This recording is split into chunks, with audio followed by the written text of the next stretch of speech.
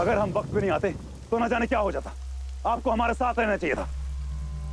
लेकिन औरतें किसी की बात तो मानती नहीं है, एक बार जिद पे अड़ जाती तो अड़ जाती हैं। चलिए, अब ये मत कहिएगा कि आपको हमारी मदद की जरूरत नहीं है। खुदा के लिए चलिए यहां से, चलिए।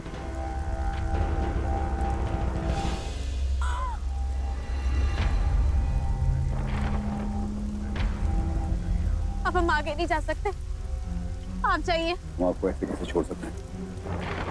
अब कोशिश कीजिए। हमने कहा था आप जाइए, हमें आपके सहारे की जरूरत नहीं है। हम जानते हैं आपको हमारे सहारे की जरूरत नहीं है, पर राजा साहब को तो आपके सहारे और साथ दोनों की जरूरत है। सोचिए, जब उन्हें पता चलेगा कि हमने आपको इस वीराने जंगल में अकेला छोड़ दिया तो उन्हें कैसा लगेगा? कितने परेशान होंगे। क्या यही चाहती हैं?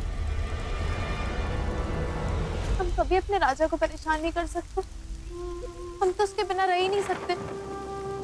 हमें तो इस जंगल में भी वहम हो रहा था, मानो हमारा राजा यहीं कहीं हो। वो आपको वहम नहीं, राजा साहब के दिल की पुकार थी। प्यार चाहे कितना ही दूर क्यों ना, उसकी आवाज दिल तक पहुंच ही जाती है।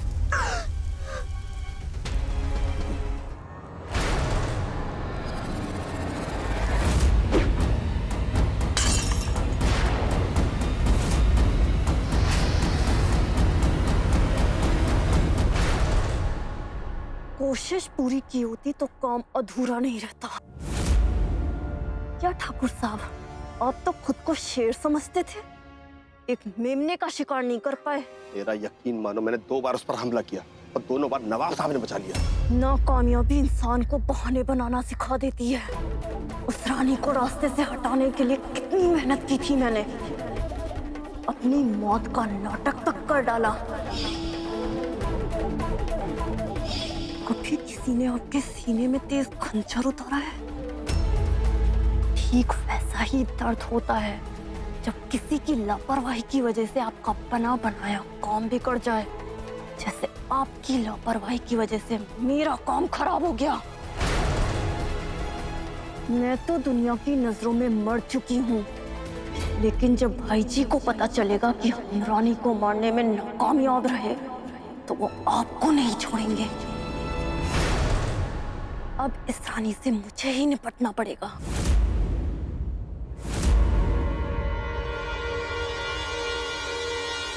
कहाँ चली गई थी तुम रानी? तुम्हें पता है मैं कितना डर गया था, पागलों की तरह ढूंढ रहा था तुम्हें। ये सब मेरी वजह से हुआ। मुझे तुम्हें इस तरह जाने को नहीं कहना चाहिए था। नहीं राजा, तुम्हारी कोई गलती नहीं है। देखो, हम एकदम ठीक हैं। अब तो तुम आ गए हो, हमें कुछ नहीं हो सकता।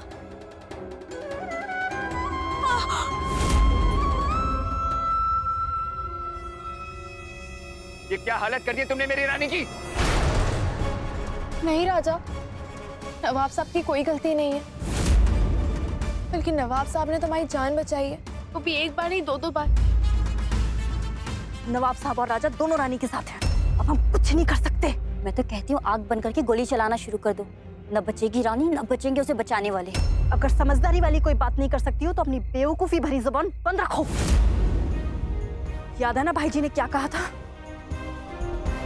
अगर हम दोनों से कोई भी गलती हुई तो भाई जी हम दोनों की जान ले लेंगे। बहुत जल्द वो लोग यहाँ से बाहर निकलेंगे, तब रानी को अपना निशाना बनाना बहुत आसान होगा। एक नकाबपोश हमारी जान लेने आया था, नवाब साहब ने उसे बहुत मारा। बारिश बहुत हो रही थी और उसी समय हमें ये जगह दिखाई थी। हमें लगा जब तक बारिश बंद नहीं हो जाती हमें यहीं रुकना चाहिए, और अभी जब तुम आए हमें लगा वही नकाबपोश आदमी आया है। उस नकाबपोश का नकाब मेरे सामने उतर चुका है। मैं जानता हूं कि वो कौन था। ठाकुर बलदेव सिंह।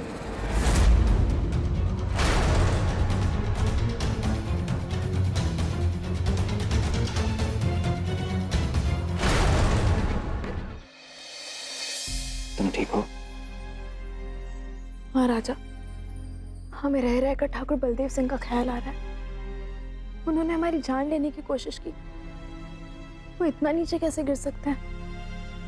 कुछ लोगों की गिरने की कोई हद नहीं होती रानी, लेकिन अब तुम किसी बात की फिक्र मत करो। उस ठाकुर को उसके किए की सजा मैं दूंगा। तुम बस अपना ख्याल रखो।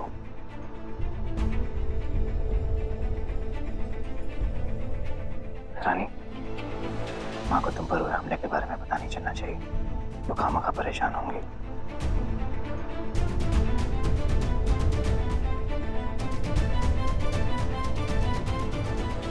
माँ, रानी,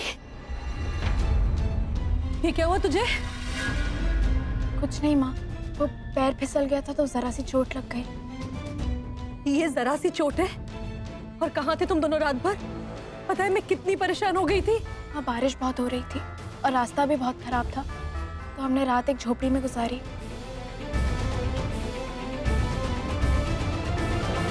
हमें अभी तक यही लग रहा था कि ठाकुर साहब की गलती की वजह से रानी बच गई है। आपके दिमाग में चल क्या रहा है? अगर आप हमें नहीं बताएंगे तो हमें पता कैसे चलेगा? आखिर आप चाहते क्या हैं? बदला, लेकिन उनकी जान लेकर नहीं, उन्हें तबाह करके। और कभी कभी दुश्मन को तबाह करने के लिए उल्टी चाल भी चलनी पड़ती है। पहले मैं वहां उसे देखने और परखने गया था, फिर जावेद और सकीना ने मियां बीवी का नाटक करके रानी को अंदर तक झकझोर दिया।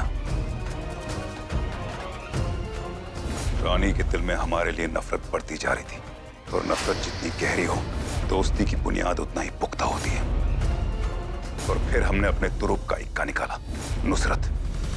पहले हमने तुम्हें तवायफ बनाकर रानी के करीब लाया, और फिर तुम्हारी झूठी मौत पर आंसू बहाकर हम उसके करीब आ गए। जी कहिए। इन हालातों में पार्टी सम्मेलन करना उचित नहीं होगा। किन हालातों में?